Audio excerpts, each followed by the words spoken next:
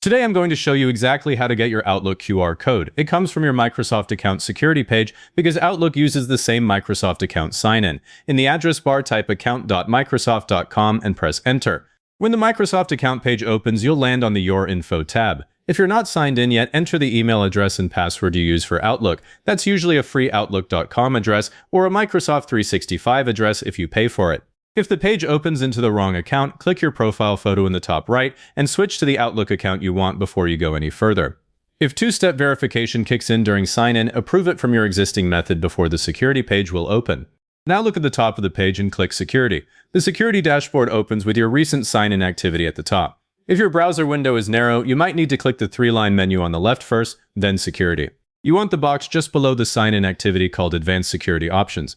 Open that. This page lists every way you can prove who you are. Scroll down to the section called Ways to Prove Who You Are. You'll see your current email and phone methods listed there. Those are fine, leave them alone for now. Under those, click Add a new way to sign in or verify. The button might be blue text instead of a solid button, so look carefully under the list. Microsoft may ask for your password again right here. It does that to confirm someone hasn't just sat down at your unlocked computer. Enter it and continue. A dialog then opens with three choices. Use an app, email a code, or text a code. Choose Use an app. I avoid email and text codes for this step because the app works even when the phone has no data connection. Then click Next. It asks which app you're using. Keep Microsoft Authenticator selected. That's the app the QR code is built for, and the setup flow assumes you have it on your phone. Don't pick the other Authenticator option here unless you already know that app supports this exact QR flow. Click Next. Now the page shows a square QR code right in the middle with a smaller code underneath it. This is the Outlook QR code for your account. Leave this page up on your computer. If the QR code doesn't show, click back and then Next again to get a fresh one. If this is a work Outlook address, your organization can block this Authenticator option. In that case, you'll see an error that says your organization requires different verification and you'll need to ask your IT admin to enable it. On your phone, open the Microsoft Authenticator app.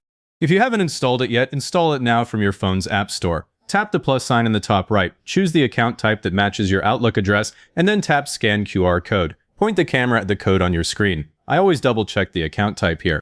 If you pick work or school for a personal Outlook account, the scan fails and sends you back to this page.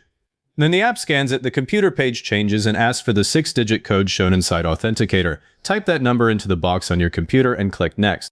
The box is usually near the bottom of the page, labeled Enter Code from the app. The code rotates every 30 seconds, so read it straight from the app instead of writing it down. If the camera won't focus, you can also type the smaller manual code from under the QR into Authenticator instead of scanning. The page may show a brief spinner while it verifies the code. Let that finish before you click anything else. Microsoft confirms the method is set up. You'll see Microsoft Authenticator appear in the Ways to Prove Who You Are list, and the QR code screen disappears. That method is active immediately. Outlook will offer it as a sign-in option next time you try to access your account from a new device. Now click Passwordless Account on this same page that lets Outlook on your phone approve sign-ins by matching a number instead of typing your password. Turn it on and approve the request it sends to the Authenticator app. The page will refresh and show a message that Passwordless is on. If you don't want to remove passwords entirely, skip this one. It won't break the QR setup you just did. If you upgrade to a new phone later, come back to the same list, click Remove next to the old Microsoft Authenticator entry, and then run through Add a New Way again. Don't just delete the app from your phone. Removing the entry here is what actually cuts the old device off from your Outlook account. If you replace the phone but keep the same number, you still have to do this.